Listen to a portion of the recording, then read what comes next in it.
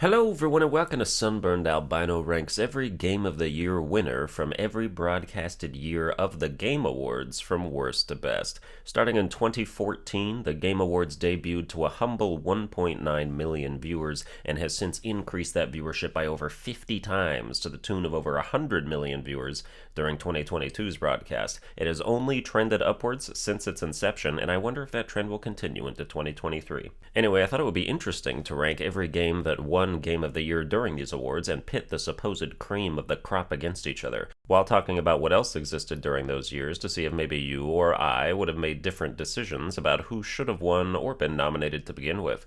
The winners in order from 2014 on were Dragon Age Inquisition, The Witcher 3 Wild Hunt, Overwatch, The Legend of Zelda Breath of the Wild, God of War, Sekiro Shadows Die Twice, The Last of Us Part 2, It Takes Two, and most recently in 2022, Elden Ring.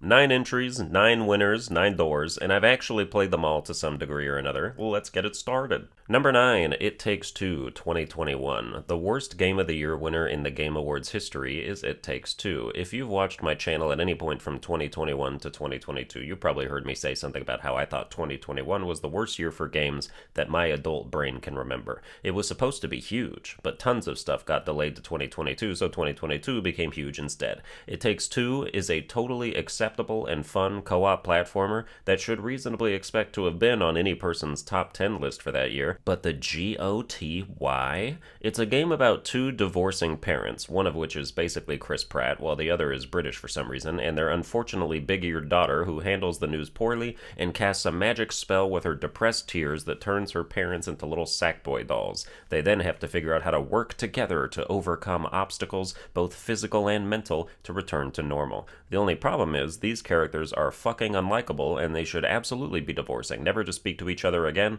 and hopefully never to meet anyone else either and subject them to their personalities. I was not motivated to try and mend their relationship through the power of teamwork because I believe it belongs in the dumpster, so the driving force behind the game was falling on deaf ears and left me not super eager to continue.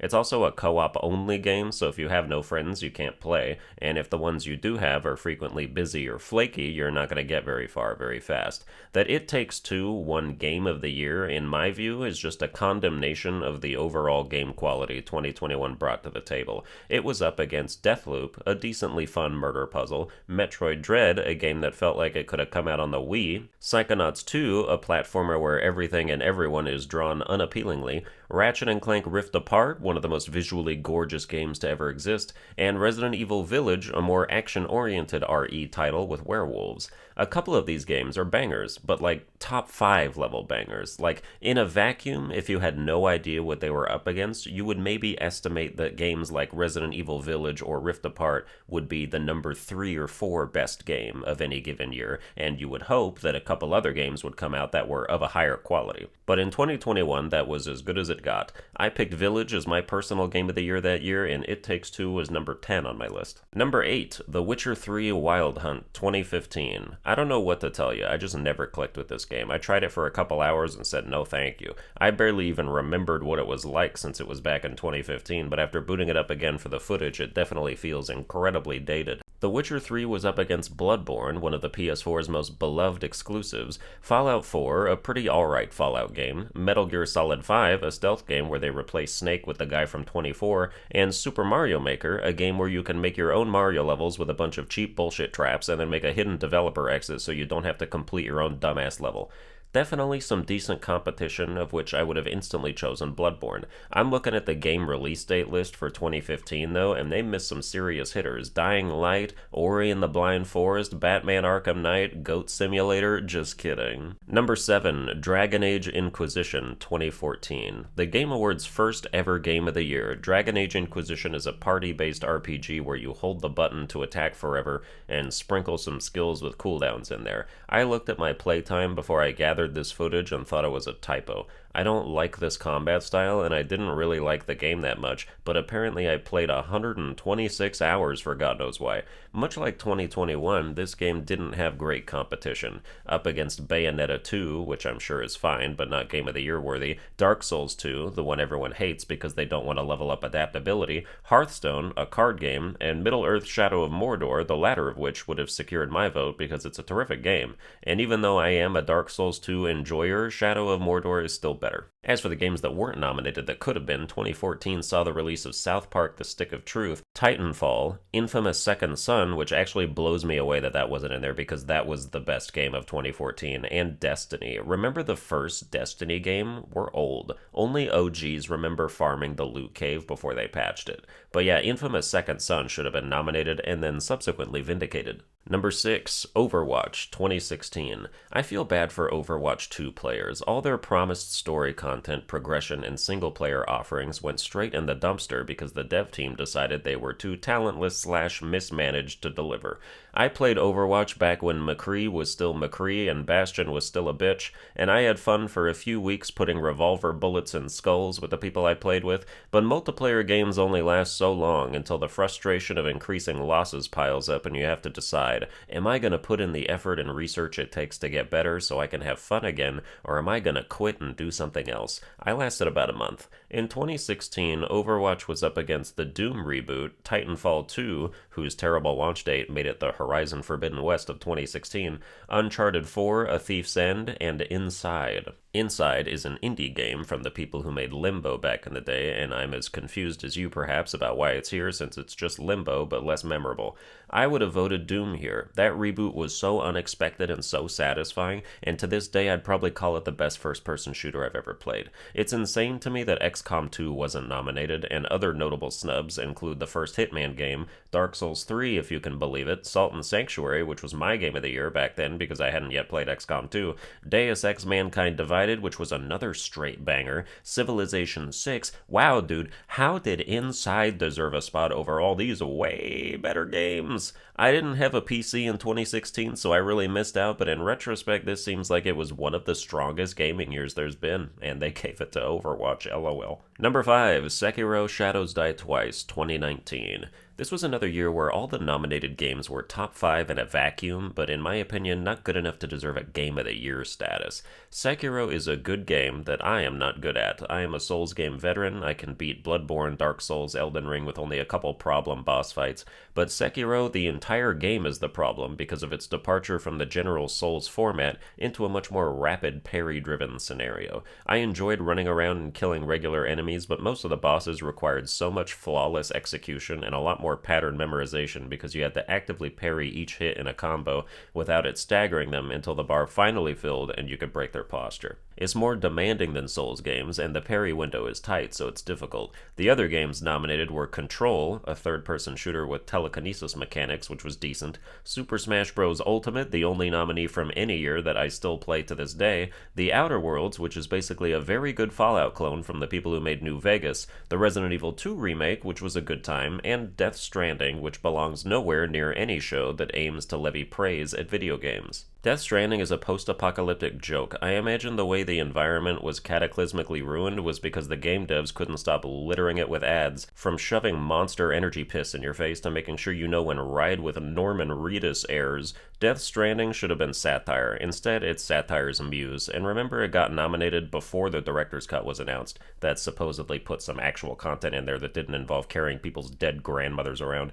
My game of the year in 2019 was Fire Emblem Three Houses for its huge branching story and insanely rewarding replayability. It had the best New Game Plus offerings of any game I've ever seen and kept me going through 11 playthroughs and like 500 hours. At least it won Best Strategy Game, but it should have been a no-brainer GOTY nomination. Number 4, The Legend of Zelda Breath of the Wild 2017. It's like Tears of the Kingdom, but you're not a glue sniffer. I've talked about this game and its sequel ad nauseum recently in other videos, but basically Breath of the Wild is a decent game that's overhyped. People act like it redefined open-world games just because you can go wherever you want when it starts and get one shot at your discretion. Lots of design choices are annoying, like weapon durability and temperature mechanics. The combat is passable, I don't love it, and without the DLC bike, traversal is just really slow. It feels like you're an ant in a vast world, and while that may sound appealing from a possibility and content standpoint, if you can only sprint for 2 seconds at a time and your sprint speed is like a 1.2x multiplier, it's gonna be a slog. But even though I'm harping on negative stuff, I still put the game at number 4, so you know it's still got a bunch of positive stuff going for it. This was a good and bad year for nominations. Breath of the Wild definitely deserved to win against what it was paired with, even though there's a game I liked more that was also nominated, but another nominee's inclusion was just pathetic. Breath of the Wild was up against Horizon Zero Dawn, which is basically PlayStation's Breath of the Wild, Persona 5, which was a good turn-based game, and by turn-based I mean how you take turns with all your simultaneously romanced girlfriends, Super Mario Odyssey, which is the best Mario game ever made, and PlayerUnknown's Battlegrounds. Before it even fully fucking launched. This shit was still in early access. The only thing it had going for it was that it was a battle royale. That's all the criteria it needed to fill. It was a blueprint and nothing more, and an unfinished one at that. They created a proof of concept demonstration and then said, fuck it, that's the game. I don't care how many people played it. If player count were all that mattered, we'd be watching Game of the Year go to Roblox for the 9th time. That nomination slot could have gone to Neo, or Destiny 2 before it sucked, or Divinity Original Sin 2, which is actually the best game that released in 2017 by a mile and a half, or even South Park, The Fractured Butthole. 2017 was weird. Number 3, God of War 2018. With this reboot, Kratos made the jump from Greek mythology to Norse and gained a whole new religion of gods to slay. While a fantastic game, it wasn't without its faults, namely the complete and utter lack of boss design. There were like 8 unique bosses in this game, and the rest were troll clones or some other bullshit. It also traded in the bombastic set pieces of the original games for a more quiet and understated journey through the realms, which is a tonal shift with reasons not to appreciate it, but your opinion may vary. God of War was up against Assassin's Creed Odyssey, which is interesting since I don't remember that game even reviewing that well. Celeste, a hardcore platformer that marked the first time in Game Awards history that a nominated indie game actually deserved to be there. Marvel's Spider-Man, which was a straight banger and my personal Game of the Year pick for 2018. Monster Hunter World, which was a decent monster hunting time, besides the monsters taking 20-minute battles to incapacitate and having this weird implementation of co-op where you couldn't join a friend's mission unless you had already started that mission in single player. And the last nominee was none other than Red Dead Redemption 2, which I would have bet the entire farm on it winning that year. I didn't personally love it. I felt the realism was a double-edged sword at times that sliced away at the flesh of convenience, but the cultural impact it had was greater, and I thought for sure the Game Awards would lap it up. The only change I would have made to 2018's nomination list is that I honestly would have put Detroit Become Human in there instead of Assassin's Creed. I know some people like to meme on the writing in that game, but the sheer dynamic choice in the narrative and the absurd variety of outcomes made it such a spectacle. I think way more YouTubers should have done full playthroughs so we could see all their choices, because I was hooked on figuring out different endings and stressing about how successful I wanted my initial playthrough to be in terms of keeping people alive and fulfilling their goals. But yeah, I think Spider-Man should have won here, but at least its sequel has a chance to in 2023. Number 2, Elden Ring 2022. The most recent game of the year at the time of me writing this, Elden Ring is certainly worthy of the moniker, no doubt. I don't think it's the second coming of Christ like some people do. I think the open world is more a waste of time than anything else, putting distance between you and the actual Souls game content that exists in the dungeons and major landmarks. But even without the open world, at its core, it's still a giant game packed with an absurd amount of weapons and bosses and content, and boasts way more replayability than other Souls games because of it. The second playthrough is always better than the first in Souls games, and that's especially true here when you can cut out most of the aimless wandering and make a beeline for the locations of important stuff you remember from last time. But even though you might expect a phenomenon like Elden Ring to sweep a normal Game Awards, it had some unfortunately fierce competition, and I say unfortunately because the fierce competition was also good enough to win Game of the Year and deserved it, but the bracket was just too stacked. Elden Ring was up against God of War Ragnarok, who you'll remember is the sequel of 2018's Game of the Year winner, and is a much better game than its predecessor, and my personal Game of the Year pick for 2022, which makes the defeat sting. In a similar position is Horizon Forbidden West, another sequel whose previous game was nominated in 2017 when Breath of the Wild took it, and is another sequel that is leagues better than the original, which stings just as hard. I mean, these games did everything they could to iterate and improve, and succeeded only to still lose to Elden Ring in the eyes of the jury. That's gotta hurt.